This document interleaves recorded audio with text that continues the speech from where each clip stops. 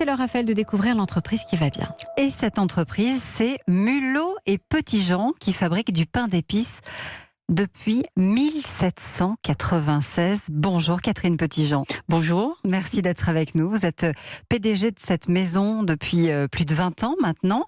Vous êtes la 9e génération ? Alors oui, je suis de la 9e génération. L'entreprise s'est transmise de père en fils. Et puis à ma génération, il y avait que des filles. Il y avait que des filles, mais ça va sûrement continuer après, j'imagine. Mais je voudrais qu'on revienne au point de départ. C'est d'abord Barnabé Boîtier qui lance la fabrication du pain d'épices. Oui. Alors que votre famille arrive dans l'aventure. Alors en 1796, oui, Barnabé Boîtier s'installe pain d'épicier à Dijon, puisque il y a 3 spécialités à Dijon. Il y a le cassis, la moutarde et le pain d'épices. Et il y a eu beaucoup d'entreprises de pain d'épices qui se sont montées à cette époque-là, fin du 18e et début du 19e. Et Barnabé Boîtier s'installe. Il transfère son activité au 13 place Bossuet, où nous sommes toujours installés. On a une boutique historique qui est très très belle, là. L'hôtel Catin de Richemont. L'hôtel Catin de Richemont, voilà, qui a été rénové en 1919. C'est une très très belle rénovation néo-gothique. En 1912, mon arrière-grand-père fait construire la fabrique, ce qu'on appelle la fabrique, où nous fabriquons toujours notre pain d'épices. Ça signifie qu'on est sur une recette ancestrale, un savoir-faire ancestral. D'ailleurs, vous êtes la toute première entreprise à avoir eu le fameux label EPV, entreprise du patrimoine vivant. Ça veut bien dire ce que ça veut dire. Oui, c'est un beau label d'État qui récompense les entreprises avec un savoir-faire, une entreprise qui sait aussi transmettre ce savoir-faire et qui sait le valoriser. Ça veut dire que ça n'a pas changé, on fait le pain d'épices aujourd'hui comme on faisait en 1796 ? Alors la recette, elle est effectivement la même, mais je dirais qu'elle s'est améliorée parce qu'on est plus vigilant à la qualité de nos matières premières. On fait aussi très attention à la fabrication, à la tenue dans le temps du produit. Par exemple. Farine de froment. C'est essentiel, je crois. C'est la recette du pain d'épices de Dijon. Alors la farine de seigle, on peut l'utiliser, mais ça sera autre chose. Et puis nous, comme épices, à Dijon, on utilise l'anis. L'anis. Voilà, mais effectivement, dans certaines recettes, on met la cannelle, du poivre, la cardamone, toutes ces belles épices. Vous dites on fait attention à ce qu'on produit, on maintient nos savoir-faire. Vous dites on est quand même obligé d'aller chercher certains produits ailleurs. On n'est pas du 100% français. Alors on ne peut pas avoir du 100% français. Sur nos recettes, sur le miel par exemple, qui est un vrai sujet d'approvisionnement, on va réussir à passer en miel Europe à partir de 2020. Voilà. Et sur certains produits, par exemple, la farine, en revanche, on est sur une farine Grande Bourgogne. Donc là, on est sur du français et du local.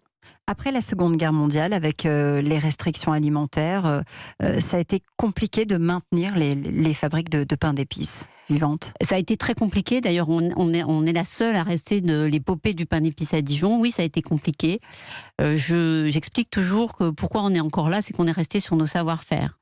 Enfin, les personnes qui dirigeaient l'entreprise à l'époque sont restées sur leur savoir-faire. Et ça nous a permis finalement de traverser les moments difficiles. Je pense aussi que les entreprises familiales ont un rapport au temps qui est un petit peu différent. Voilà, on préfère peut-être aller moins vite dans le développement, mais faire les choses bien. Et donc, on est agile aussi pour réduire la voilure quand il faut la réduire après des périodes de guerre comme a pu le connaître l'entreprise. Que dit notre coach de l'aventure, Mulot et Petitjean ? Moi, je suis toujours ému par ces histoires d'entreprises séculaires. J'apprends effectivement 1796, c'est inimaginable. Le pain d'épices, j'ai entendu pain d'épices santé, c'est-à-dire finalement à la fois le produit il est beau, il est bon et en plus il procure un bien-être pour notre corps.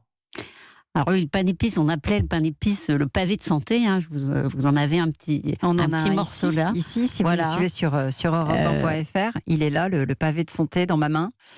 Alors il faut savoir aussi, j'explique toujours, qu'il y a 200 ans, la préoccupation des gens, des personnes, c'était de se nourrir. Donc il fallait avoir un produit nourrissant qui se conserve bien. Nos préoccupations ont changé. Maintenant, on est sur du bien manger. peut-être un peu moins. Hein, donc voilà, c'est des choses auxquelles aussi nous sommes très attentifs. Vous êtes une petite cinquantaine, c'est ça? Oui, Travailler avec voilà. plusieurs boutiques. Hein, Alors on a qui plusieurs portent vos couleurs. boutiques à Dijon et puis une à Beaune, voilà. Et puis on a installé un musée. Donc ça, c'était une belle aventure parce que là, on est vraiment sur la transmission d'une histoire, d'un savoir-faire aussi, faire découvrir finalement aux consommateurs comment on fabrique. Et puis nos contraintes, ce qu'on fait également pour eux. Donc tout ça, c'était une belle aventure. Voilà, l'histoire du musée. Vous avez aussi des projets, notamment, je crois, sortir une nouvelle gamme pour aller avec le fromage, du pain d'épices aux graines de moutarde, par exemple. Voilà.